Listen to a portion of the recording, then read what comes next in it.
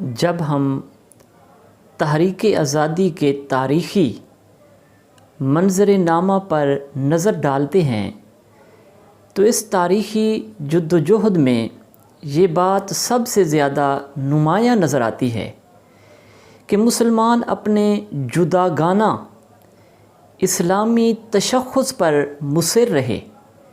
یہی چیز نظریہ پاکستان اور علیحدہ وطن کے قیام کی دلیل تھی۔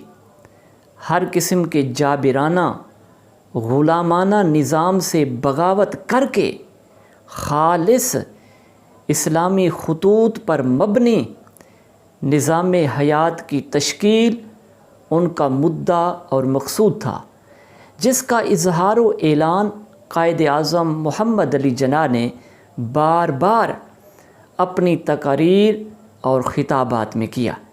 اس لیے ہم دیکھتے ہیں کہ تحریک آزادی کے دوران برصغیر کے کونے کونے میں لے کے رہیں گے پاکستان، بن کے رہے گا پاکستان، اور پاکستان کا مطلب کیا؟ لا الہ الا اللہ کے نعرے برصغیر کے مسلمانوں کے دلی جذبات کے حقیقی ترجمان تھے۔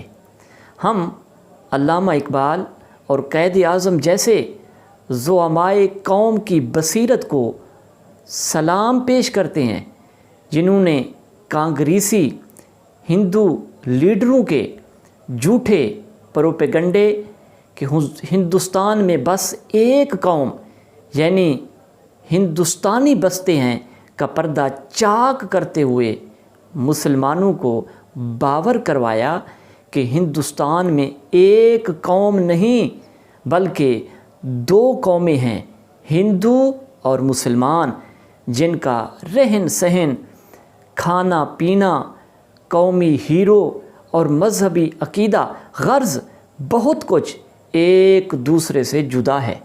یوں دو قومی نظریہ اور پھر اس کی بنیاد پر پاکستان معرض وجود میں آیا۔